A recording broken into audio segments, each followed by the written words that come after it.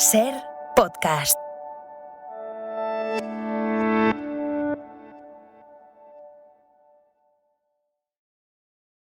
Lo que veo es que los tertulianos de la cadena SER son cabezones. Sí, en todos los sentidos.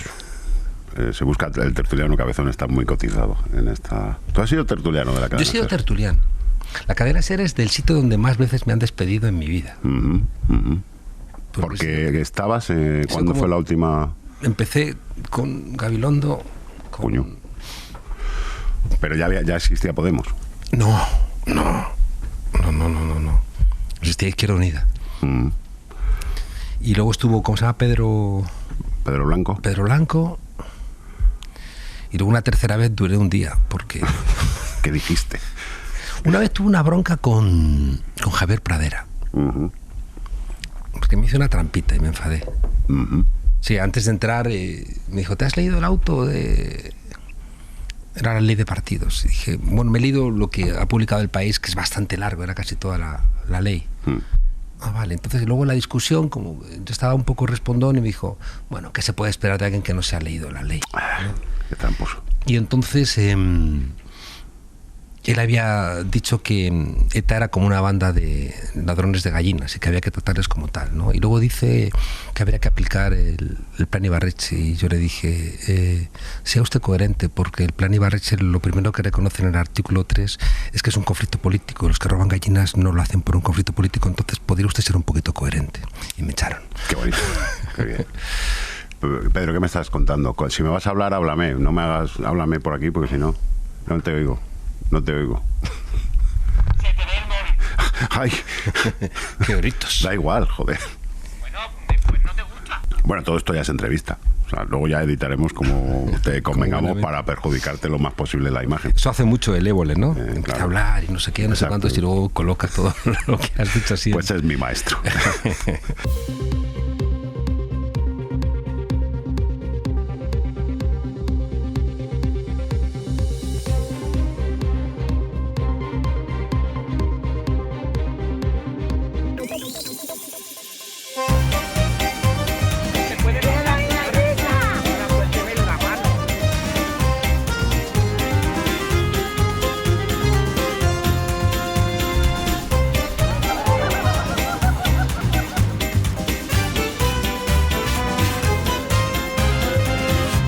Que le quites la tapa, que no está grabando nada. Juan Carlos Monedero, bienvenido al programa de entrevistas que ahora mismo marca un poco el rumbo de la actualidad en España y es el que tiene realmente trascendencia Me consta. E influencia, Me consta. muchísimo más que otros subproductos como Hora 20 y pico o incluso Hoy por Hoy. Juan Carlos Monedero, fundador hace 10 años ya de Podemos, y me gustaría empezar parafraseando a un premio Nobel de literatura. ¿En qué momento se jodió Podemos? Tú sabes que conversación en la catedral no es una conversación en la catedral, sino que la catedral era un bar bastante cutre, de Quito. Podemos nació muy deprisa, creció demasiado deprisa. Cuando creces muy deprisa, los huesos son frágiles. Y creció, perdona, por aluvión, ¿no? Esa cosa que se dice... Sí, o sea, en un momento determinado pues hubo la tormenta perfecta. Es decir, había tenido lugar el 15M, que era un hartazgo social de este país. Somos un país somos un país de matriz católica. Entonces somos como muy resignados y cuando explotamos de una manera muy espontánea y muy... que inunda todos los ámbitos de la existencia, ¿no? Entonces el 15M, bueno, pues nació con esa enorme fuerza, y tuvo mucha fuerza porque no tenía liderazgo, no tenía estructura, no tenía un programa muy concreto, no tenía memoria. Pero pasados 3 años, precisamente esos rasgos fueron los que lo agotaron, ¿no? El no tener liderazgo, el no tener estructura, programa... Entonces surge Podemos, capitaliza claro. las cenizas del 15M, por decirlo así. En un momento en donde el PSOE y el PP estaban agotadísimos, donde eran incapaces de darse cuenta de su propio deterioro, donde la monarquía estaba en el agujero. Fíjate que todo lo que... El gran susto que se lleva este país es con la Primera República. Es el primer susto que dicen, coño, ¿qué está pasando, no? Y entonces ahí viene Cánovas del Castillo No en vano la fundación del PP se llama Cánovas del Castillo, un tipo que estuvo hasta finales del siglo XIX en contra del sufragio universal, era un tipo muy conservador. Y entonces este señor, cuando hace la Constitución de 1876, establece todos los rasgos que son el ADN de nuestra democracia. Monarquía, el rey tiene el control de las Fuerzas Armadas, centralista, bipartidista, unión de Iglesia y Estado, y un capitalismo clientelar, ¿no? El que está cerca de la corte, ese se forra, ¿no? Tenemos hoy todavía, ¿no?, los florentinos y demás, ¿no? O los Amancis Ortegas que nos regalan cosas que no funcionan y se ahorra por otro lado impuestos, ¿no?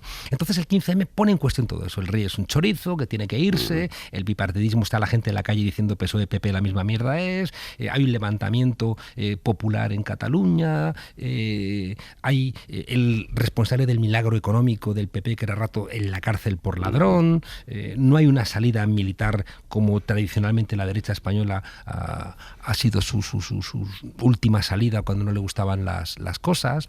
La Iglesia iba perdiendo relevancia, incluso en las calles estaban los cristianos de base. Entonces, de repente, el sistema dice, esto se nos ha ido al carajo, ¿no? Y entonces, en ese momento, surge Podemos con un discurso fresco, con gente joven, con una impugnación, ¿no? Recuerdo que íbamos a las televisiones y es que las grandes figuras del régimen eran caricaturas. Yo recuerdo un debate que tuve con Alfonso Guerra que me gritaba y yo le decía, tranquilo, hombre, ¿no? Sí, sí. O sea, se pusieron nerviosos, claro. Muy nerviosos. Yo te agradezco que hablar mucho contigo porque eres una persona muy docta y me encanta escucharte. Pero vamos a hacer respuestas cortas que te quiero preguntar. Tengo 3 folios. Yo di clase en un aula donde ponía la cultura me persigue, pero yo corro más. Así que... Tengo aquí 3 folios. Entonces, la pregunta, ¿cuándo se jodió Podemos? Cuando no supo gestionar las disidencias internas, disidencias que a veces eran jodidas, llenas de ambición, de gente que se parecía más al pasado que al futuro, pero que no se supieron gestionar. Te acoto un momento. ¿Se empezó a joder cuando se empezó a comportar como un partido tradicional? Es decir, con esas luchas internas de egos que no se supieron gestionar y que son las que nos llevan a la vieja política. Sí. Cuando empezamos a ser rehenes de una cosa que explicamos en clase y que luego no fuimos capaces de conjurar, que es la ley de hierro de la oligarquía. Es decir, que al final las formaciones políticas o cualquier organización termina siendo gestionada por un grupito. Y cuando ese grupito se pelea, y se pelean casi siempre por cuestiones no ideológicas, por cuestiones personales, ¿no? Ahí se va todo al carajo, ahí se joden las cosas, ¿no? Entonces yo siempre intentaba decir, vamos a potenciar el partido porque el partido, al ser más horizontal, sobre todo mi idea de partido-movimiento, donde diéramos más presencia a la gente, eso compensaba de alguna manera las luchas intestinas. Esto es como cuando en la cena de Nochebuena invitas a alguien de fuera. Entonces la familia se pelea menos, ¿no? Entonces, si tú en un partido permites que la gente hable, pues los líderes se tienen que cortar un poco, pero si no, los líderes empiezan a buscar sus alianzas fuera, siempre va a haber alguien desde fuera que va a intentar apoyarte para derribar al otro, que es lo que nos pasó, y al final es una pelea de egos y de rabias, y todo el mundo tiene cuitas pendientes y cicatrices, y al final esto termina dinamitando, porque te debilita. Hasta los chimpancés tienen procesos de resolución de conflictos, ¿no? Cuando gritan mucho los chimpancés parece que se están gritando, no, están llamando a la hembra dominante, que es la que tiene que llegar y decir, a ver, ¿qué coño ha pasado aquí? ¿No? Y poner paz. Por no hablar de los bonobos, que tienen otras formas son más simpáticos, de poner paz cuando discuten. ¿Se puede discrepar en el actual Podemos? Tú sigues perteneciendo a Podemos. De hecho, has discrepado públicamente de algunas cosas que está haciendo Podemos. Mira, y te ha pasado factura. Perdón. Sabemos desde la Revolución Rusa que uno de los éxitos indirectos de los asedios es que te terminan volviéndote un poco paranoico, ¿no? Entonces los ataques son reales y que te quieren encarcelar es real y que hay jueces sinvergüenzas y delincuentes, algunos en la cárcel por prevaricadores para intentar acabar con Podemos, ahí están, ¿no? Y que te persiguen para echarte del trabajo. Toda esa cosa existe. Entonces al final pues te vuelves demasiado susceptible. Y si no eres capaz de gestionar esa susceptibilidad, terminas viendo en los disidentes enemigos, ¿no? Y terminas corrotándole la cabeza al que porta malas noticias. Y eso ha sido un error. Entonces yo creo que ahora mismo Podemos está en una fase de repliegue porque les han dado muchas hostias, ¿no? Entonces, o nos han dado muchas hostias, ¿no? Y encima es real, es que anuncia Liz Bestringe que se va y gente de Sumar dice, otra menos y tal, ¿sabes? Sin siquiera considerar que pueda estar enferma. Entonces dices, ¿qué nos ha pasado en la izquierda para que hayamos perdido incluso la compasión, ¿no? Entonces... Yo creo que ahora mismo está todo el mundo muy susceptible y por eso ahora mismo me está interesando bastante poco. Ya. Como diría Figueres, estoy hasta los cojones de todos nosotros. ¿Te has sentido, a la Primera República volvemos otra vez, ¿te has sentido un poco como Sabater en El País? No, porque Sabater es una caricatura de sí mismo y yo espero no ser una caricatura de mí mismo. Al revés, yo creo que me estoy volviendo más sabio con la edad. Yo creo que los que eran muy rojitos, así, de jóvenes, de mayores, se están haciendo de extrema derecha. Y yo, como nunca he sido muy de izquierdas de joven, o sea, nunca he militado en los partidos comunistas y demás, pues creo que estás haciendo el camino al revés. Estoy evolucionando satisfactoriamente. No has hecho lo que Tamames y lo que Felipe Azúa y lo que... Todos, y Felipe González y Alfonso Guerra, o sea, todos son una maldita caricatura de lo que fueron. Seguramente porque siempre fueron un fraude. ¿Es una buena idea, volviendo a Podemos, que se presente a las europeas con Irene Montero como candidata? Que se presente a las europeas es lo único que le han dejado. Es decir, si a ti no te están reconociendo tu espacio político y dicen que estás muerto, que es la gran hipótesis de Sumar, Podemos está muerto, y no te reconoce nada, y dices, pues bueno, pues voy a presentarme y ahí, es lo que le queda a las y ahí nos medimos, ¿no? A partir de ahí, ¿es Irene Montero la candidata ideal? Pues por un lado es el rostro más conocido, es la persona un poco que representa, ¿no?, a Podemos una vez que los demás liderazgos ya no están. Yo soy partidario de renovar. Es decir, creo que teníamos que haber apostado por una figura como Yone Belarra, porque es la secretaria general, ¿no? Entonces yo creo que Irene es muy joven, Irene tiene toda la vida por delante, es inteligente, es muy respetada internacionalmente, y esa urgencia, ¿no?, a veces yo no sé si es una cuestión juvenil, siempre lo vi con Errejón, yo le decía, pero tío, no corras, que eres muy joven, que tienes todo por delante, y con esta urgencia de correr te vas a caer, te vas a tropezar, vas a hacer que se caigan los demás del pelotón, tranquilízate, o sea, que no hay que correr, ¿no? Pero bueno, no. ¿Tú crees que ofrecerle a Irene Montero la embajada de Chile es una humillación?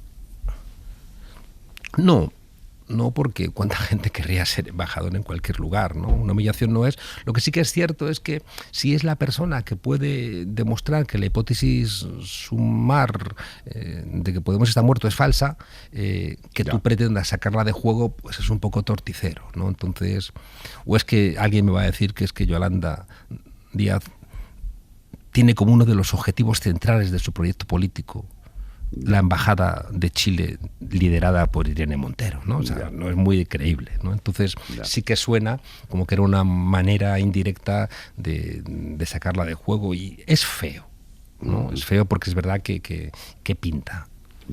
Irene Montero, pinto yo más en otras embajadas. ¿Cuál querrías tú? ¿Qué embajada querrías? Pues a mí me mandarían. El Vaticano. A mí me mandarían seguro a la embajada de Venezuela. ¿A dónde me van a mandar? ¿No? Ya te conocen. ¿A dónde me van a mandar? Juan Carlos, bienvenido. Otra vez tienes ahí tu despacho. Tú sigues abogando, y te caen hostias por ello, por la unión entre Podemos y Sumar. Hace poco, en una entrevista con El Mundo, que formó algo de revuelo, dijiste, hombre, pues si no han sido los que no han sido capaces de llegar a un acuerdo de Podemos y Sumar, la tentación es echarlos y poner a otra gente que sea capaz de llegar a un acuerdo. ¿Ves imposible la reconciliación? Fíjate que cuando Pablo se va, y yo creo que eso es uno de los orígenes de los problemas recientes. Pablo se va sorpresivamente, se va mal, deja a Yolanda luego en su te quería lugar, preguntar por eso también. O sea, lo hace mal, ¿no? Y entonces deja a Yolanda Díaz, a lo cual se le encarga, suma todo el espacio político que se nos ha fragmentado y ser vicepresidenta. Entonces se dedica a ser vicepresidenta y ministra de Trabajo, pero no suma el espacio. Entonces comienza con ese encuentro en Valencia, donde no invita a nadie Podemos, y ahí Pablo, que también no deja enemigos, dice, sí. Tiene un carácter, Pablo. Tiene su carácter, sí. Sí. Es la formación juvenil, ¿no?, que los he conocido a todos de jovencitos. No, hombre, la clase, los claro, he conocido a todos de jovencitos, y regañándoles con bastante frecuencia, ¿no? Pues te han hecho caso a medias. No, a medias. Pero no está mal, no está mal que los alumnos superen a sus maestros. Por supuesto. Entonces, claro, Yolanda no hace su trabajo.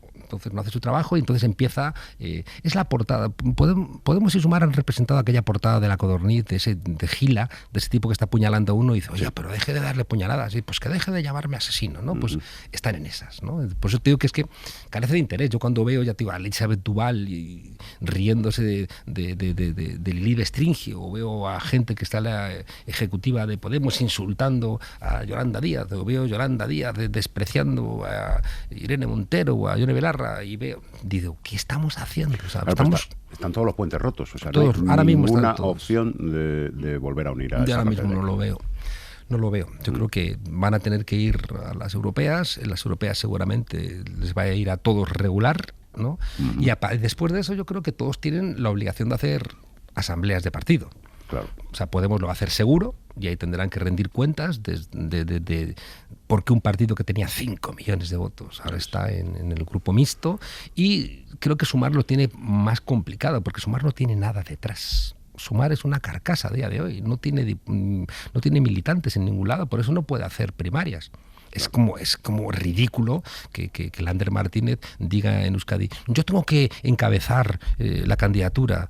Y dice, pero ¿tú qué tienes detrás? ¿Tú quién eres? ¿No? O sea, porque lo dice La Sexta. ¿O cuál es el argumento que tienes tú para decir eso? Entonces, estamos en un momento terrible. Fíjate que tú quieres hablar de cosas concretas, pero ¿por qué no intentamos vincular todo esto a una cuestión más de fondo, ¿no? Porque fíjate, la derecha mundial ganó la Guerra Fría. Se hundió la Unión Soviética. Y la de izquierda fue derrotada. Y el problema que tenemos ahora en todo el mundo, en Europa, en América, es que la derecha no sabe qué hacer con la victoria y la izquierda no sabe qué hacer con la derrota. La izquierda fue derrotada en los 90, se creó la Unión Soviética, la socialdemocracia con la tercera vía se hacen de derechas todos. Aquí en España quien hace los recortes es el PSOE, quien reforma el artículo 135 Sí. es el PSOE, ¿no? Entonces, y hay una parte importante del PSOE que quiere, ¿no? Una gran coalición con el PP, quisieron gobernar, Pedro Sánchez quiso gobernar con Ciudadanos y al final a la fuerza ahorcan, ¿no? Entonces, pero no porque tengan realmente esa voluntad de dar respuesta a esos desafíos que la derecha no sabe cómo solventar. No sabe cómo solventar el calentamiento global, no sabe cómo solventar las migraciones, no sabe cómo solventar la robotización de la economía, no sabe cómo solventar el envejecimiento de la población, no sabe cómo solventar ninguno de los grandes desafíos, las guerras. Coño, que tenemos una guerra en Europa después de 50 años, Sí, sí. ¿eh? Y que estamos viendo todos los malditos días en el informativo cómo asesinan a 30.000 personas, la mayoría inocentes, en Gaza, ¿no? Y eso es como el horizonte de solución que nos propone el modelo desde la derecha. Y la izquierda está como a la defensiva, no piensan Y alternativas. se están peleando entre ellos, Y que es claro, lo que, claro. lo que os antes. Entonces, claro, nos estamos peleando entre nosotros y va a ganar Trump en Estados Unidos. Es el gran drama de la gente de izquierdas es que se tiene que resignar a que siempre que hay un espacio más allá del PSOE, más a la izquierda del PSOE, siempre se van a estar peleando por ver quién es más de izquierdas, mientras pasa todo esto que tú dices ahora, mientras el mundo cambia, que si la inteligencia artificial, que si... Y tenemos a dos egos, por decirlo así, por llevarlo muy a la caricatura. No, yo soy más de izquierdas que tú. El problema es que la derecha siempre gestiona lo existente, mientras que la izquierda, desde que se sentó Robespierre y sus compinches a la izquierda de Luis XVI, ¿no? Para ejemplificar que ellos estaban en contra del reconocimiento de ningún tipo de privilegio a la monarquía, la izquierda está en lo siniestro, ¿no? La izquierda está intentando contraponer con ideas la realidad que quiere gestionar la derecha. Sí, pero Entonces, cuando le ha ido mejor a la izquierda, perdón, es yo creo cuando baja a tierra, Claro. cuando aterriza y Claro, dice, por vamos supuesto. a tomar soluciones, porque sí, podemos aquí fabular sobre todo lo que quieras, pero al final el problema es la cañada real, el problema es sí, cosas... sí. Y la inteligencia artificial, y que el Elon Musk, que es un demenciado, le ha puesto ya un chip en la cabeza Sí, a un tipo, eso y dice, dices, pero ¿no?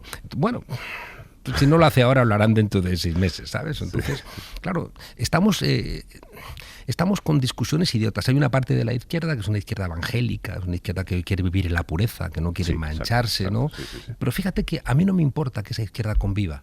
A mí me pareció mal cuando salió de izquierda anticapitalista, ¿no? Ujú. La izquierda trotskista, ¿no? de Podemos, porque esa izquierda, aunque sea una izquierda coñazo, es una izquierda pesada, una izquierda que es difícil discutir con ella porque tiene siempre una lectura errónea, ¿no? De la realidad, siempre cree que la revolución está a punto de caer y la quieren dirigir ellos. ¿Tú sabes en qué se parece un trotskista a una drag queen? En que los dos se mueren por las plataformas. Cuando salieron los trotskistas de Podemos, se perdió un polo, ¿no? de tensión que era positivo, igual que cuando salió Errejón, que era la derecha de Podemos, Sí. pero también era otro polo. Sí. El momento más lúcido de Podemos era cuando existía una derecha, una izquierda, y Iglesias tenía la capacidad en ese debate, ¿no? De entender los matices y acompañarlos, ¿no? Que es también donde yo me sentía más útil, con esa mirada, ¿no? Y Decir, perdón, vamos por aquí. fue el momento de los mejores resultados. Claro, pero era porque también estábamos haciendo política, éramos útiles, mientras que ahora, ¿dónde está la izquierda ahora? En la identidad.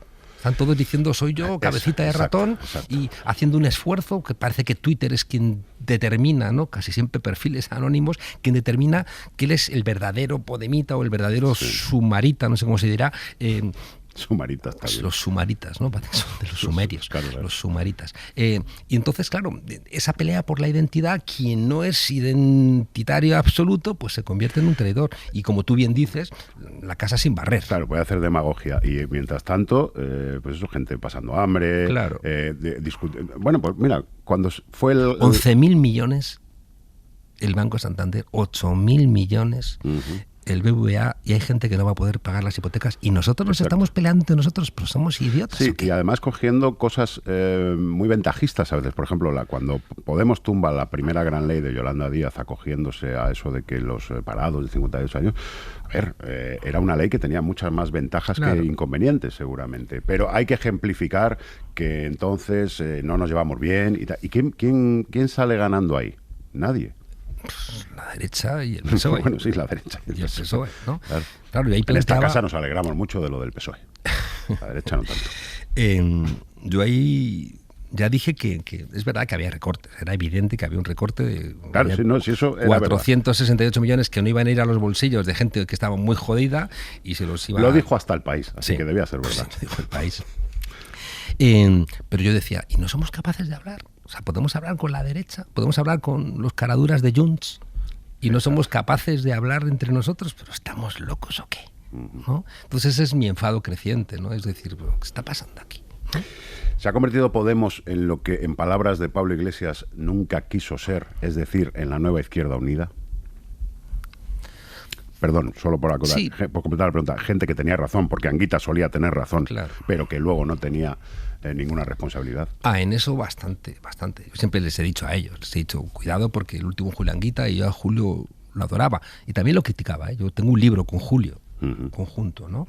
Pero también le critiqué muchísimo su posición porque me pareció muy identitario y decía, tienes toda la razón, los sindicatos eran jodidos. Estaba en Comisiones Obreras Fidalgo, que terminó en la FAES con Aznar, ¿no? Había territorios... Tertuliano de la COPE ahora. Sí. Había territorios como que estaban traicionando, ¿no? Se disuelve el PSUC y termina la Iniciativa per Cataluña los Verdes, que están con los verdes, estos que bombardean países. Sí, pero tú te acuerdas cuando Pablo Iglesias decía que se queden la bandera, que se queden... Sí. ¿Y ahora qué? Pues a veces caemos en eso. A veces caemos en esa caricatura de lo que fuimos, ¿no? Porque estás en la identidad. Entonces ya no estás tan preocupado por hacer política, sino que haces una lectura muy derrotista. Es decir, ya no tengo 69 diputados, ya no tengo 35 diputados, tengo 5, ahora tengo 4, o sea, ya estamos en la mierda y por tanto, pues a morir matando. Y eso es un mal análisis. Aunque te lo justifiquen todos los días, las políticas que hace Sumar, que no sirve para compensar al PSOE, que es el gran error. Es decir, te decía que hay una gran hipótesis en Sumar, que era dar por muerta a Podemos, y la segunda gran hipótesis de Sumar es sustituir al PSOE. Y eso es una cosa que hicimos en 2014 porque el PSOE estaba en el agujero. Pero hoy no está en el agujero. Claro. ¿No? O sea, hay gente joven que considera que Pedro Sánchez es más canalla que Yolanda Díaz y lo llaman perro Sánchez y se ríen y les parece así guapo y le parece y hace cosas nimias como decirle a Netanyahu, oye, te estás pasando, y dice, no, es acojonante Pedro Sánchez, y les basta. Bien. Y va a la pija y la kinky, claro, y viene a nuestro programa. Y sobre todo cuando vino a vuestro programa, creo que fue un punto de inflexión. Ahí te he visto, Juan Carlos. Y claro, entonces dices, tú quieres sustituir al PSOE, pero ¿cómo vas a sustituir al PSOE ahora mismo? Lo tendrás que sustituir en lo que tiene el PSOE de peor, que es que le mola que el BBVA gane 8.000 millones de pavos y el Santander 11.000 millones de pavos, porque le financian al PSOE y porque le financian sus agujeros y porque se va a Nueva York a reunirse con BlackRock y porque desahucian a gente y el PSOE está más con las empresas que desahucian que con los desahuciados. Y solamente cuando hay una fuerza de la izquierda que le planta cara y le grita, es cuando el PSOE reacciona. El PSOE tiene un principio que es el mismo que el de los fisioterapeutas. Si no grita, no rehabilita. Entonces, si tú en el PSOE no le plantas cara y le dices, pues rompo contigo, como cuando amenazaron, pues vamos a nuevas elecciones. Pues vamos a nuevas elecciones. Porque si no, el PSOE tiene una inercia que no sirve. Pues, entonces, claro, cuando de repente ahora sumar, pues está a lo que usted diga, señor. Claro. No, pues no te respetan. Ya. Todo esto del PSOE que ha dicho, luego lo cortamos, ¿vale? Esto Venga. Y lo de Florentino de antes, También. cuidado, que es que... Pues, si cortas a Florentino, no te diga Mancio Ortega. Pero Amancio Ortega, bueno, una vez que no mete... Bueno, ¿cuál es tu relación actual con Pablo Iglesias? Mira, yo nunca discutí con Pablo Iglesias cuando era secretario general, porque entendía que los intereses de Pablo Iglesias coincidían con los intereses de la izquierda por la que yo estaba peleando, ¿no? Cuando deja de ser secretario general, vuelve a ser mi amigo, ¿no? Vale. Y por tanto ya no está exento de las críticas y de los desencuentros, ¿no? Y entonces hemos tenido muchos desencuentros, ¿no? Desde entonces... A día de hoy los seguís teniendo, obviamente, porque Sí, claro que los tenemos, ¿no? Entonces... te ha quitado el programa. Bueno... Como experto en que le quiten programas, ahora podemos hablar de ganador a ganador. Compartimos algo ya, ¿no? De derrota en derrota hasta la derrota final, ¿no? ¿Te lo esperabas? No porque, sobre todo porque creo que es torpe, ¿no? Es decir, creo que Canal Red es más importante en su pluralidad, no en su firmeza ideológica. Pero ahí nunca engaña a nadie. Él nunca ha querido que Canal Red sea plural. No, bueno, esto es, más o menos, esto sí, es al lo que- comienzo esto sí. tiene que marcar el camino de Podemos todo el rato y no quiero voces discrepantes. Más o menos, no, al principio porque en el diseño estábamos juntos, ¿no? De Canal Sí, Red, bueno, pero ¿no? luego los hechos son los que son. Los hechos son con los que son, es verdad, ¿no? Pero en el diseño al revés, hay declaraciones de Pablo planteando que va a ser un espacio plural, donde va a haber muchas voces y demás, pero al final el asedio te vence, ¿no? Entonces Ya. al final dices, yo tengo esto Tú y... vuelves a la teoría de antes de que, claro, les han dado tanto Claro, que ya solo se quieren proteger. Es como un perrillo al que le has pegado y le vas a acariciar. y le pasa a los nuevos empresarios también. Entonces dices, tengo esto, ¿no? Y entonces esto es mío, me ha costado mucho esfuerzo. Es que Esto Pablo Iglesias ahora es empresario, Es ¿no? empresario. Entonces esto me ha costado mucho, estoy asediado por todos lados, todo el mundo quiere cerrarme esto, entonces no necesito a nadie que me haga ruido, ¿no? Entonces yo por eso también entendía que mis gafas redonditas disentían y que en la lectura que ellos tienen perdona, yo les Juan molestaba. Carlos, ¿tú crees que disientes tanto Bueno, dentro de Canal Red como para decir, por favor, ya no te quiero aquí porque es que me estás volviendo a la gente medio leninista y tal? pues Yo creo desde que- mi perspectiva, como escribí en el tuit que puse explicándolo, yo creo que es un error, creo que es torpe, porque la imagen que das no es de fortaleza, sino de debilidad. Claro. Pero, chico, donde hay patrón no Exacto. manda marinero. Es que es empresario, es el Amancio Ortega de Canal Red. Se la Mancio Ortega de la izquierda. Se le va a sentar mal esto. Pablo, no me llames luego, por favor. Bueno, sí, llámame. ¿Tú, crees que el mayor error de Pablo fue dejar la vicepresidencia y presentarse a combatir el fascismo? O sea, que ahí no leyó muy bien la realidad. ¿O crees que era un plan que él tenía, que él sabía que le iba a salir mal y que era la excusa también para decir, bueno, pues me voy a lo que me gusta a mí, que es montar una tele? Yo soy de la segunda teoría. Que él no es... ¿Para qué me preguntas? Si ya te lo Bueno, cuentas joder, tú todo. pues para que me des la razón, coño. No se viene a eso. Yo creo que Pablo se cansó y quería salir, y también es verdad que una parte de los que podían presentarse en Madrid estaban inhabilitados por el lawfare, por estos, estábamos todos imputados, se lo ofreció a Alberto Garzón y dijo que no quería, entonces también es verdad que había ahí había una necesidad objetiva, ¿no? Y luego Pablo siempre estuvo en la vicepresidencia como una suerte de león enjaulado, ¿no? Porque él pensaba... Yo creo que Pablo siempre quiso ser ex vicepresidente, ¿no?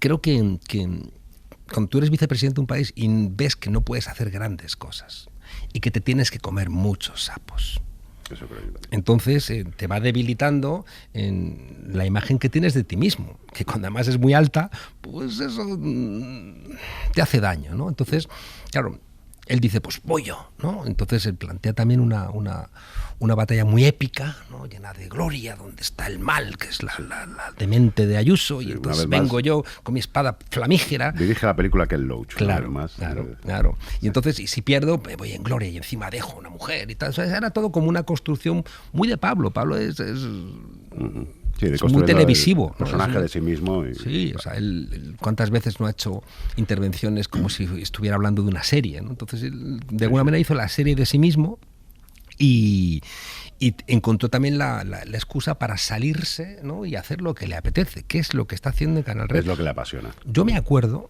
yo veo a Pablito ahora, perdón, a don Pablo, veo a Pablo ahora y me acuerdo cuando era estudiante.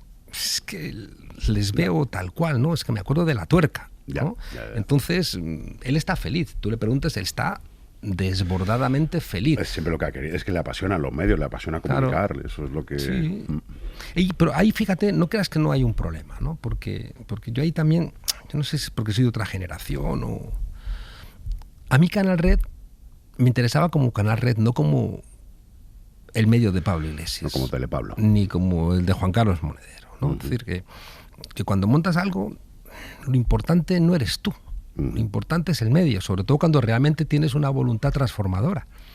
Porque si de repente las herramientas para transformar, sea el partido, el medio o lo que fuere, se convierte en algo que se identifica en exceso contigo, igual corres el riesgo de pensar que lo importante eres tú y no el partido o el medio de comunicación, y eso creo que es un problema. Y por eso, como es un problema repetido, ya Michels en 1911, quiero recordar, escribió la ley de hierro de la oligarquía, dijo...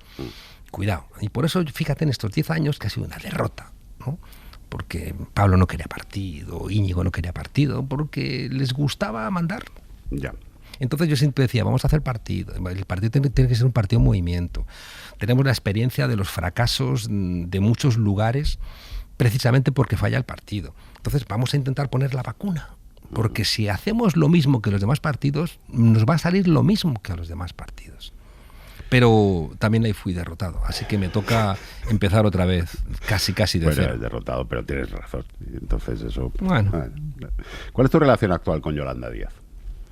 Pues no tengo mucha, ¿no? Yo a Yolanda tengo la sensación de haberla cuidado, de haber intentado desde el comienzo limar las asperezas que existían de siempre entre ella, Irene Montero, ¿no? Siempre ha habido como ahí una mala onda. Yo recuerdo que hice también una cosa heroica, me fui con mi Vespa a Bayona, en verano, desde Madrid. Joder. Sí, tardé lo que no está escrito. 3 días. No tanto, pero casi. ¿Cada cuánto parabas? Pues la moto tienes que parar cada 120 kilómetros que se acaba la gasolina, ¿no? Creo que hice noche en Benavente, porque aquello no había quien llegara, Monedero, ¿no? En Vespa a Bayona, qué imagen. Y con mi Vespa, ¿no? Sí. Fíjate una cosa, lo he contado y sé que insisto, ¿no? Pero me gusta, ahora que ya no tengo ninguna responsabilidad, que han pasado 10 años, y eres siempre exfundador, porque cuando eres fundador de un partido nunca eres ex, ¿no? Pero me gusta haber dejado la política con mi misma casa, con mi misma moto y con bastante menos pasta en el banco que la que tenía cuando empecé, ¿no? Entonces es como... Bueno, pues me fui con mi Vespa a ver a Yolanda, a decir, Yolanda, a ver cómo hacemos y demás. ¿Esto cuándo, perdona? Pues hará como cuando Pablo la señala, vale, ¿no? Vale. Y estuvimos allí, estaba su hija, su marido, tomamos café. Tomamos un café en un bar y un idiota nos hizo una foto, se la mandó al diablo ese del Albice y publicó Monedero y Yolanda Díaz en el mejor restaurante marisquero de Galicia. Era como... y entonces yo he intentado siempre mediar, pero creo que hubo un momento en donde Yolanda también entró en bucle, ¿no? Entonces yo le tengo cariño, pero creo que se está equivocando. Entonces, pues está equivocando en el desprecio a Podemos, en dar por muerta a Podemos, en los vetos que hizo, en no dejarles hablar en el Parlamento, en cómo se trató a las listas, en apoyar a Compromís y a Más Madrid y despreciar a Podemos, prácticamente en casi todo, ¿no? Entonces, creo que te decía antes que el momento más brillante de Podemos era cuando tenías un debate real entre diferentes puntos de vista, ¿no? Por eso me gusta que esté Bustinduy en el gobierno, porque Bustinduy también era un tipo siempre ponderado, ¿no? Y yo juego al pádel con él, es un dato que aporto. Pues juega muy bien. Sí, más como chiquitito, ahí se mueve con es una ardilla. Y en cambio Yolanda no tiene. O sea, Yolanda es ella. Sí, Yolanda es yolandista. Sí. ¿Quién ha decidido que Errejón sea portavoz? Yolanda. Hablamos un momento del curioso caso de Benjamín Errejón, que vuelve a ser portavoz, que era portavoz en Podemos y ha dado hasta todo este giro para ser portavoz en Sumar. ¿Es un ascenso o es un descenso? ¿O es una vuelta que ha hecho, que ha dado un giro de 360 grados? Un gran giro de 300. Giro radical. 60 grados, ¿no? Sí, o sea, Errejón está donde estaba, ¿no? Hace 10 años. Portavoz de una fuerza política más pequeñita. Ya. Mucho más pequeñita. Y hay una cosa, fíjate, que creo que es muy relevante y que la gente no termina de entender. La fuerza de Podemos era que venía de un movimiento social. En España, todos los movimientos políticos que han cambiado algo desde que muere el sanguinario dictador, primero son introducidos por un movimiento popular y luego viene el partido. Hay un movimiento antifranquista, eso desemboca en el Partido Comunista y en el PSOE, que era inexistente. Está el movimiento anti-OTAN, que va a generar Izquierda Unida, y está el 15M, que va a generar Podemos. Pero detrás de Sumar no hay movimiento social, no hay nada, ¿no? Entonces es una cúpula sostenida por medios de comunicación que cuando te lo retiran te pasa como a Ciudadanos. Ya. A Ciudadanos le retiraron los medios de comunicación y desapareció. A Vox le retiraron los medios de comunicación en Andalucía y desapareció, ¿no? Entonces yo creo que Sumar pues, le va a ocurrir algo similar. Y luego Errejón no ha demostrado ser el más leal, ¿no? de los empleados, ¿no? Entonces, pues si hizo lo que hizo con Pablo Iglesias siendo su mejor amigo, ¿qué no va a hacer con Yolanda, a la que desprecia? Porque Íñigo siempre ha despreciado a los comunistas. Él viene de una matriz más anarquista, ¿no? Yo creo que es del PSOE, pero todavía no. Errejón. Sí. Bueno, pues puede terminar. Que es carne ¿no? de PSOE, vamos. Lo que pasa es que no le quieren en el PSOE porque es muy listo. Entonces, claro, Todo esto. Claro, porque el PSOE no quiere cuadros, porque cada cuadro que venga de fuera es un cuadro que ellos pierden, entonces no le van a querer porque se los come a todos porque es más listo, ¿no? Pero en términos ideológicos, yo creo que a Íñigo le da un poco lo mismo, ¿no? Ya. Es decir, Íñigo, yo le he visto comerse sapos. Íñigo, cuando estaba en la universidad, era independentista, Ya. ¿sabes? Y luego está a punto de crear un partido que se llama Más España, y dices, Íñigo, tío, o sea, modérate, ¿no? O se va de izquierda, de Podemos diciendo que es intolerable que vayamos con los comunistas y con Izquierda Unida, y ahora hoy es el portavoz de los comunistas, y dices, Íñigo, tío, eso se parece más a la vieja política que a la nueva, ¿no? Entonces, ahí no.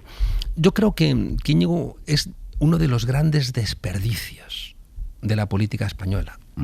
Me decía una amiga muy inteligente, a la que tanto quiero mucho, es un gran analista, analista, de mis alumnos más brillantes, qué duda cabe, ¿no? Pero me decía una amiga a la que tanto quiero, me decía, ¿por qué se empeña Íñigo en ser el número uno si es el mejor número dos? ¿No? ¿Por qué quiere ser un mediocre número uno cuando es un maravilloso número dos? Le pasaba a Rubalcaba. Rubalcaba era el mejor número dos del PSOE, pero como número uno era un maldito desastre, ¿no? Entonces, decía alguno de Hegel que uno tiene que saber cuáles son sus límites y moverse un escaloncito por debajo, ¿no? Para brillar. Cuando tú eres tan arrogante que te miras al espejo y te ves incluso menos guapo de lo que realmente eres y rompes el espejo porque no te estás devolviendo la imagen real de quién tú eres, pues es bastante probable que te estrelles, ¿no? Y entonces, pues... Hay una frase de Íñigo, que es un gran analista de la situación, yo creo que es mejor analista que a lo mejor político, no lo sé, pero que decía, hablando del 15M, o más bien de la nueva política, a una generación la ilusionas una vez. Cuando la desencantas, que es lo que está pasando ahora, es muy difícil recuperarla. Lo digo porque después del 15M y con Podemos se subió mucha gente a la política que hasta ese momento era aquello de, no, a mí la política me da igual, porque claro, parecía que no te afectaba. ¿Cómo ilusionamos otra vez a toda esa gente? No es verdad eso, ¿eh? No. No, hay un autor que hemos publicado un libro suyo hace poco, se lo recomiendo a los oyentes, Retóricas de la Intransigencia, de Albert Hirschman, y yo hago el estudio introductorio y ahí recupero una idea suya muy importante, y es que todo el que ha peleado en algún lugar le deja un pozo. Sí. Y cuando viene la ocasión, te regresa, ¿no? O sea, esa idea de que solamente hay una energía utópica, ¿por qué hay una? ¿Dónde está eso escrito? ¿Eso qué es? ¿Magia? El núcleo irradiador. ¿Quién lo dice? ¿No? Lo de núcleo irradiador es del García Linera, se lo copió él, ¿no? Entonces no es verdad que haya una sola pelea. Pero ¿no? vamos a convenir que hay mucha gente que se ha desencantado. Claro. Entonces, ¿cómo la subimos otra vez al carro? Parece que Sumar ha cogido un poco de esa gente, pero hay muchísima gente que los vemos en las redes, comentando nuestro programa, la gente más, digamos, más leal a Podemos, que está muy desencantada. Te decía antes que tenemos un problema en el mundo occidental donde la derecha ganó la Guerra Fría, ha perdido la posguerra fría, no saben gestionar la victoria. Estados Unidos ha perdido todas las guerras que ha puesto en marcha desde entonces, pero la izquierda no encuentra el rumbo. La izquierda está a la defensiva. Antes, en el siglo XX, teníamos países que eran referencia. Cuba, la Unión Soviética, Albania, China. Y hoy, ¿quién coño quiere, ¿no?, construir como modelo en sus países Corea del Norte. un referente de esos. No hay referentes, entonces la izquierda está como bastante descolocada. Y además, ese despiste de la derecha y de la izquierda hace que se haya hecho hegemónica la mentira. Entonces, la derecha miente y la izquierda miente, ¿no? Hay en España, como todos siempre, somos el país de nuestra tragedia, que decía Valle Inclán, es un esperpento, ¿no? Nos encontramos con que las mentiras nuestras son estúpidas. ¿Es tan necio Feijóo para decir de verdad que lo del tsunami democrático es terrorismo? Ya. En este país de los coches bomba, de los tiros en la nuca. Sí que sabemos lo que es el terrorismo perfectamente. Vamos. ¿Ese señor es tan necio realmente para decir que eso es terrorismo o está mintiendo? Y García Castellón es tan necio como juez como para no saber que lo que está haciendo va en contra de la judicatura, y el Consejo General del Poder Judicial son tan necios todos que no se dan cuenta de que están dinamitando la credibilidad en el Consejo General del Poder Judicial. No, están mintiendo porque quieren mentir, ¿no? Porque si no, no se explicaría. Y la izquierda también está como intentando, ¿no?, decir qué es lo que no es, y creo que eso no nos lleva a ningún lado.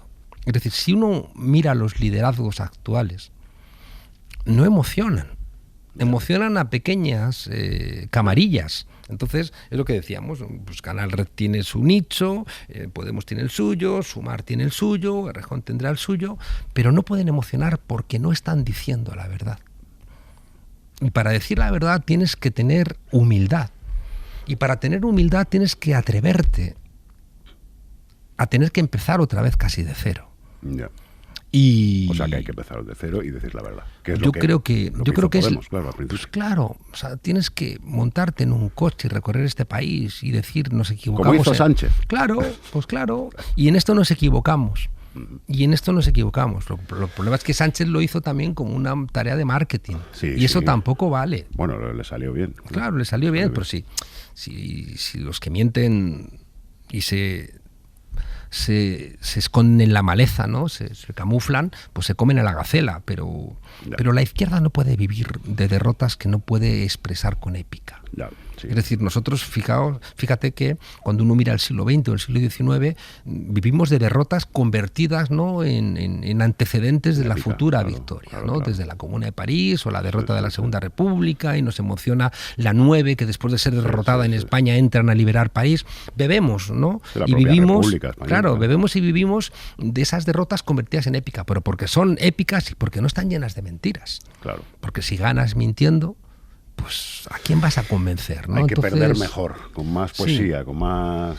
Y yo estoy muy esperanzado con la gente joven. Fíjate que la gente joven, una parte es probable que escuche los cantos de sirena de la extrema derecha porque les hemos decepcionado en la izquierda. Sí. Y por tanto, los que están ahora prometiendo, mintiendo, ¿no? Porque es mentira. Hitler decía que era nacionalsocialista, pero era mentira. Era una excusa para intentar ganarse a los obreros que eran todos de izquierdas, ¿no? Pero el pacto para ganar con la gran empresa, y en su concepción corporatista empresarial del Tercer Reich no pintaban nada a los obreros, pintaban los empresarios, ¿no? O sea, mienten. La derecha puede mentir, pero la izquierda no puede mentir.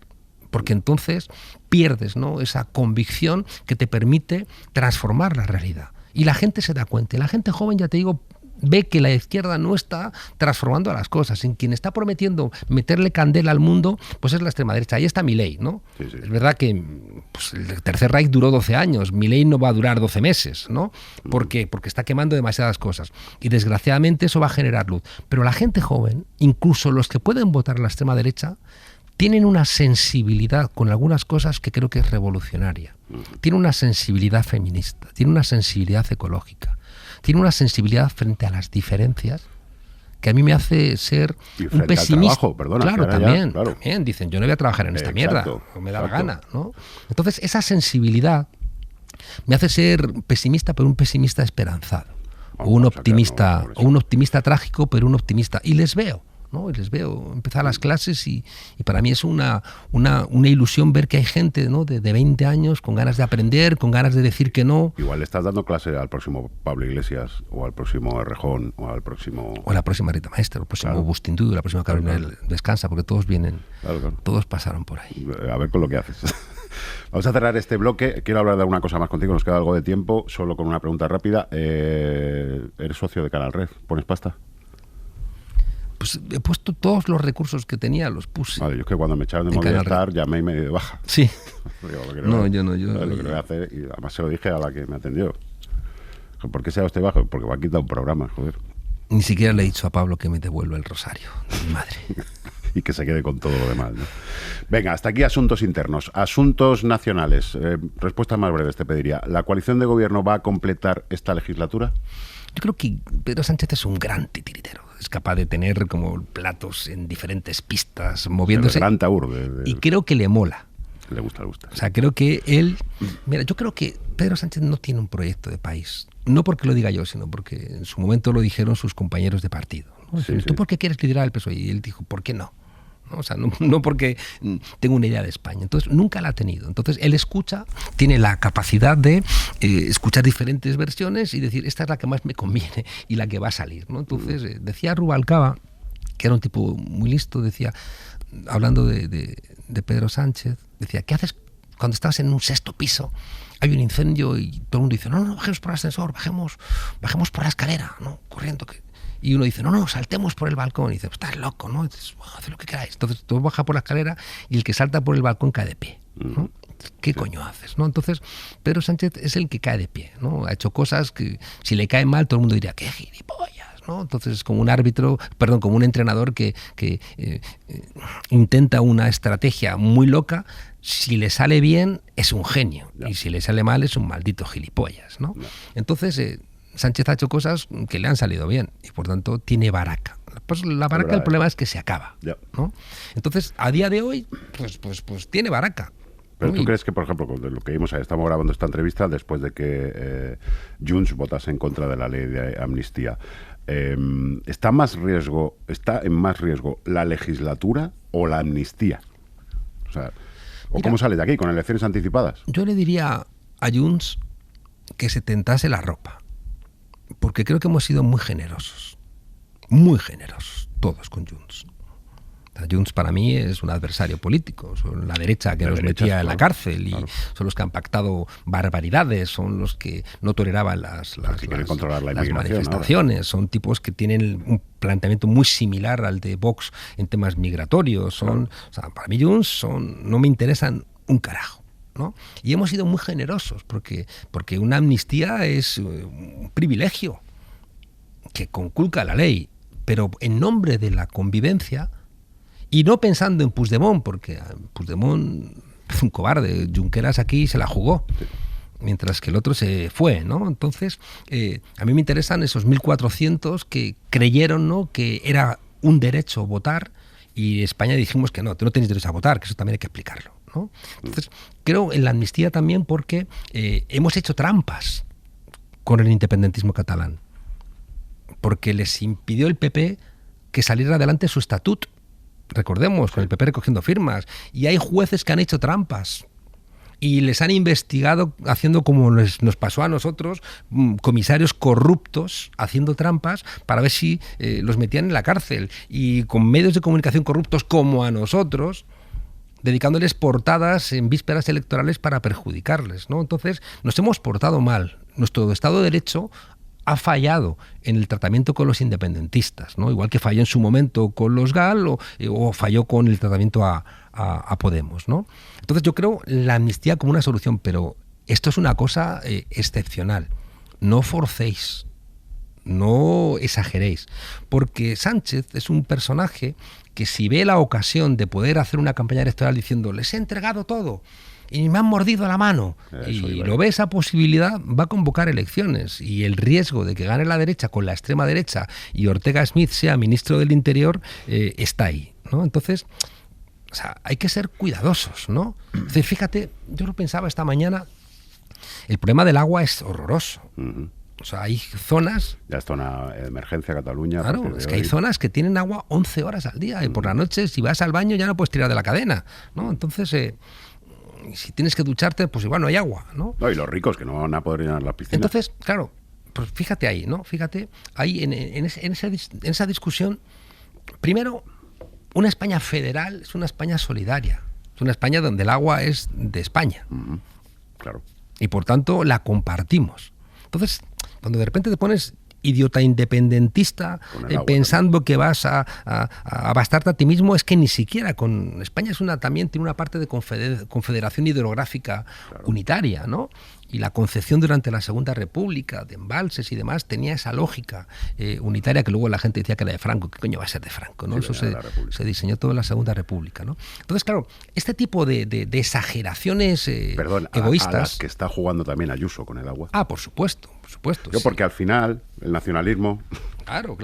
Ayuso es una nacionalista que va a terminar provocando que se aplique un 155 en Madrid, ¿no? En algún momento, ¿no? Perdona, que no te quería cortar. No, entonces te decía que si veo una ocasión electoral, ¿no?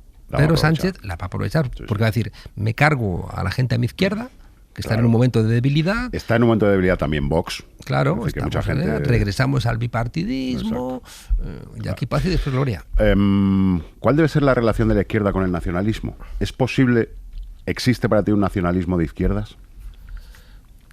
Pues en algunos sitios sin duda. En Europa, para ser demócrata tienes que ser antifascista. Y en América Latina, para ser demócrata, tienes que ser antiimperialista. Vale. Es decir, ¿por qué? Pero apliquémonos al caso de España. Claro. No, pero en un mundo interconectado y en un mundo global, todos aprendemos de todos, ¿no? Entonces, o sea, en América Latina, para poder construir la democracia, tenías que hacer valer una soberanía popular, nacional, que aglutinase a un pueblo... Y sobre todo contra el que te impedía la democracia. Porque Estados Unidos te ha estado puteando toda la vida y poniendo y quitando dictadores. Entonces, España está mal enseñada y mal aprendida. Eso no lo entendemos del Ebro para el sur, no terminamos de entenderlo, ¿no? Que los reyes católicos no crearon nación, que crearon un imperio y crearon un estado, y los imperios dejan sueltecitos a los territorios, como el imperio austrohúngaro. Entonces, cuando tú dejas sueltecitos a los territorios, desarrollan su lengua, desarrollan sus instituciones, desarrollan sus usos y costumbres, desarrollan casi su estado. Entonces, claro, lo hemos solventado mal. En la historia de España, Portugal podía ser español y Cataluña podía ser independiente, como lo es hoy Portugal. Por no colonizar, joder. Bueno, pues claro, es verdad. Es decir, que si tú pasas la pisonadora como hizo Francia, Inglaterra, pues hoy no habría diferencias. Seríamos mucho más pobres culturalmente, ¿no? A mí no me parece que sería paupérrimo, ¿no? Que Cataluña no fuera Cataluña, con su lengua, sus costumbres, que en el País Vasco no fueran también hay una cosa que la propios de su identidad. Sí que le tiene que agradecer a esos nacionalismos de izquierdas, por llamarlo así, que es que si no fuera por ellos, ahora mismo estaría gobernando la derecha. Claro, es decir, los ímpetus transformadores en España vienen de la periferia. Sí, es verdad. Le preguntaron a Ramón Carande, resúmame España en 2 palabras, y dijo, España, demasiados retrocesos. Porque en España, fíjate, siempre que ha habido un avance de progreso, hemos sido los jefes en frenarlo. Se ponen en marcha en las periferias también, bueno, las juntas, los comuneros es más central, pero las germanías, ¿no? Sí.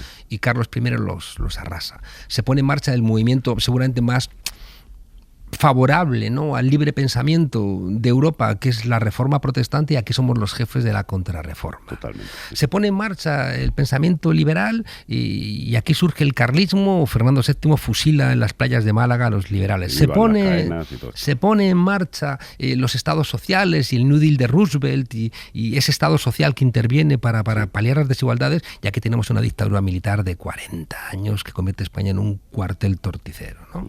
Entonces, todos esos retrocesos hacen que nuestro país no avance, ¿no? ¿Y cuándo ha habido impulsos transformadores? Cuando hemos juntado y hemos corresponsabilizado a la periferia en la marcha del país, que eso es el gran logro de Podemos.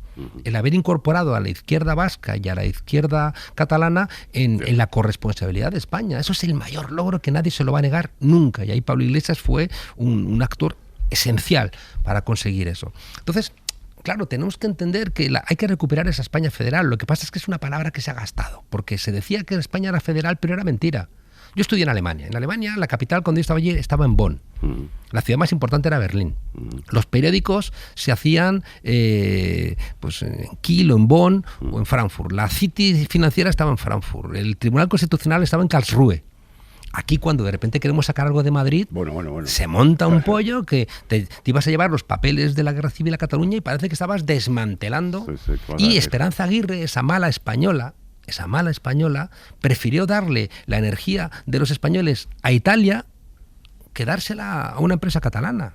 Es verdad. Y aquí tenemos en España las televisiones en manos de extranjeros, como Telecinco. A Berlusconi, ¿qué pasa? ¿Que es mejor que la tenga Berlusconi a que la tenga...? Ya. O sea, en tu caso sería igual de mal, ¿no? Entonces, España, como te decía, está mal enseñada y mal aprendida. Y tenemos que recuperar esa idea federal y tenemos que empezar a entender que hay que repartir las instituciones, porque además eso convierte a Madrid en un desastre. Que tenga ese Madrid Distrito Federal. Es que Claro. no se tenía que... Y bueno, cuando se habla, fíjate, la que se lía solo por la idea de por qué no trasladamos el Senado a Barcelona, Claro. por ejemplo. Es que es absolutamente sensato. Claro. Lo otro no tiene sentido, ¿no? Pero el mejor Senado es el de Madrid. En Madrid, y además en Madrid tenemos la ventaja de que pones una maceta en la ventana y se solventa el Sí, calentamiento global. Efectivamente, y con el agua de Madrid la riegas, que es la mejor. El único problema es que seas viejo y te lleven a una residencia. Bueno, pero Ahí- eso, minucias. ¿Cómo se ve desde la trinchera la desintegración de esa gran montaña de mierda, de esa escoria llamada Vox? Yo estoy disfrutando muchísimo. Es que Vox siempre ha estado ahí. Sí, estaba dentro del PP. Siempre ha estado ahí. La decisión del Entonces PP. siempre ese sector de esa derecha española... Pero perdóname, antes votaban al PP. Y Sí, entonces era... se le puede criticar muchas cosas al PP, pero sí que tenía a esa alma dentro también y se cortaban un poco. Porque ahora lo que Vox también ha logrado es que la gente no se corte, la gente diga abiertamente que es racista, por ejemplo, o machista, u homófoba, sin ningún complejo, porque además van así, sin complejos. Siempre hemos dicho que Vox es el PP con 2 cubatas, ¿no? O sea, es la desinhibición Total. absoluta, pero que siempre ha estado ahí. Entonces, como necesitaban votos del centro y necesitaban votos de Cataluña, pues intentaban moderarse. Pero como ocurre en todos lugares, si hay una tensión nacionalista, como ocurrió con Cataluña, o hay una tensión de izquierda, como ocurrió con el nacimiento de Podemos, y si a eso le sumas también algún tipo de disturbio migratorio que los medios de comunicación construyen como avalanchas, esas cosas que utilizan, eso arma siempre a la extrema derecha en todos los lugares. En Austria, que viven cojonudamente y que no hay apenas inmigrantes, de repente construyen no los inmigrantes y votan a la extrema derecha, ¿no? Ya hay 9 países de la Unión Europea de los 27 donde los partidos de la extrema derecha son la primera fuerza política, ¿no? Eso forma parte también del tiempo, de la época, ¿no? Estamos en una crisis del modelo. Fíjate que en el año 73, guerra de Yom Kippur, el modelo keynesiano, ese de intervención en la economía se va al carajo, ahí se sientan las bases de que la socialdemocracia se haga de derechas, ¿no? Porque dicen, ya no funcionan nuestros modelos, nos hacemos todos neoliberales, apertura de fronteras, desregulación de la economía, privatización de los bienes públicos, vaciamiento fiscal del Estado, vamos a hacer todo eso, ¿no? Claro, el problema es que la crisis de 2008 demostró que el modelo neoliberal que venía para solventar no solventa una mierda. Entonces, y por eso ahora hay una revuelta nihilista, ¿no? Ellos son conscientes de que no resuelven nada y por eso están dándole una vuelta de tuerca más, ¿no? Diciendo, da todo lo mismo, ¿no? Y ese es el auge de los Trump y demás, ¿no? Entonces, claro, es un problema. Yo te digo, yo creo que vienen curvas. Yo creo que vamos a ver un mundo feo, ¿no? Porque ya tenemos guerras. Hay una tercera guerra mundial ya. Aunque no lo estemos llamando y no tenga la contundencia de las películas de la Segunda o de la Primera Guerra Mundial, pero hay guerra en tantos sitios. Hay guerra en Ucrania, hay guerra en Palestina, hay guerra en Yemen, hay guerra en Nagorno-Karabaj. Volviendo al origen, la encrucijada en la que está el PP, que es qué bien Vox, que es mi muleta para tener poder local y autonómico y no sé qué, pero qué mal, porque a nivel nacional, mientras Vox esté fuerte, no voy a mandar nunca. Eso, pues tienen claro, porque fíjate que uno de los elementos del siglo XXI es la fragmentación política. Es decir, que aunque decíamos antes que hay una tensión siempre, claro, los partidos quieren ser hegemónicos. El PSOE no quiere que haya nadie a su izquierda y el PP no quiere que haya nadie a su derecha, ¿no? Es evidente, ¿no? Y lo pueden inventar cuando no tiene más remedio. Es decir, que el IBEX 35 se inventa Ciudadanos porque eran conscientes que por los casos de corrupción había gente que era imposible que votara al PP. Dicen, pues nos inventamos un partido de derechas, como dijo el presidente del Sabadell, un Podemos de derechas, y ahí articulamos, ¿no? Pero yo creo que es casi imposible que en el siglo XXI haya ya ningún partido que sea hegemónico. no. Creo que nunca lo ha habido. Si uno va a la historia, ve que el Partido Socialista era una federación de partidos. Se construyeron la Federación Socialista, el de Madrid. El PP es una confederación de partidos, que luego se aglutina, ¿no? Entonces yo creo que ahora va a ocurrirnos algo similar. Y por eso le digo a la izquierda, ¿qué hacéis separándoos? Ya. Lo que pasa es que la izquierda no va a crear ese frente amplio hasta que lo necesite. y hasta que la gente le diga iros todos a vuestra casa y vamos a empezar a hablar, como ocurrió en Uruguay. Y no tenemos tampoco que hacer como mucha sangre de que haya desencuentros. El movimiento de participación popular, el partido de los Tupamaros, donde era Pepe Mujica, que hoy es uno de los grandes referentes, ¿no? Como un nuevo Mandela, ¿no? Pues él montó un partido, no estuvieron inicialmente en el Frente Amplio, luego entraron, luego se salieron, volvieron a entrar, se peleaban, y hasta que hubo una dirección y una coherencia política que hizo que ese partidito se convirtiera en el que mandaba en el Frente Amplio, que es lo que yo siempre he dicho que tiene que hacer Podemos, ser esa nave nodriza de ese Frente Amplio, pero tendrás que hablar y tendrás que ganarte la hegemonía. Y con la derecha va a ocurrir igual, ¿eh? Yo creo que va a haber extremas derechas durante mucho tiempo y va a haber una tensión entre las derechas democráticas y las derechas que no son democráticas. Volverán al redil, digamos. Poco a poco, ¿no? Pues se irán consolidando, pero creo que en el mundo siglo XXI... Irán como Vox. En el siglo XXI, mira... Tenemos que ir acabando, que nos van a matar. En el siglo XX, el partido tenía 100 ojos y tú 2. En el siglo XXI todos tenemos un teléfono móvil. Es verdad. Entonces es muy difícil que un partido te convenza. Y por tanto creo que va a haber partidos donde haya diferentes identidades que lo que tienen que hacer es ver en qué se ponen de acuerdo para construir coaliciones electorales. Creo que eso va a ocurrir en la derecha y en la izquierda y cada uno tendrá que gestionar sus contradicciones. Y la derecha va a tener contradicciones porque va a tener que gobernar con gente que lo que quiere es dinamitar todo el sistema y instaurar una dictadura, y la izquierda socialdemócrata va a tener que gestionar también con una izquierda que dice, oye, esto no vale, tenemos que radicalizar y hay que ir más allá. Quiero acabar parafraseando un gran clásico de la derecha más rancius. Tú eres muy de izquierdas, pero luego bien que te gusta ir a restaurantes buenos. ¿Sabes que Esther Palomera tuvo que contar muy tarde que la única foto que me han hecho en ese restaurante caro nos invitó Raúl del Pozo? Vaya. Y encima nos invitó Raúl del Pozo y no bebía vino él ni ella, y entonces me pedí una maldita copa de vino, que es cuando los de una mesa de enfrente hacen la foto en ese No, pero yo quiero que hagas restaurante. una, porque yo estoy... Pero además yo voy a cenar y a comer donde me sale de las narices. Eso ¿no? es todo, Me va a contar a mí alguien dónde tengo que ir a comer o a Quería cenar. aprovechar esto para defender que la izquierda tiene que ser disfrutona, tiene que gozar de los placeres de la vida y del lujo, ¿por qué no? Pero vamos, o sea, que está mejor un vino de 2 pavos que por favor, un Riberita de Duero, acabemos ¿no? ya con esto, con esta cosa. Es que no, si eres, o incluso lo de, es que si eres de izquierdas, pero bien rico que eres con 3 casas, pues claro, eso es lo que tiene mérito. Lo que es ser idiota es ser pobre y de derechas. Pues claro, yo quiero una casa al lado de la de Díaz Ayuso. Al ladito. En ese caso, Plot no hablan tanto. Y que me cueste lo mismo. Isabel Díaz Ayuso, si me estás escuchando, pásame el teléfono de tu dealer inmobiliario. Y a mí también, por favor. Juan Carlos Monedero, no te voy a pedir acabar rapeando, que es uno de los cortes que utilizamos mucho en nuestro programa de ti.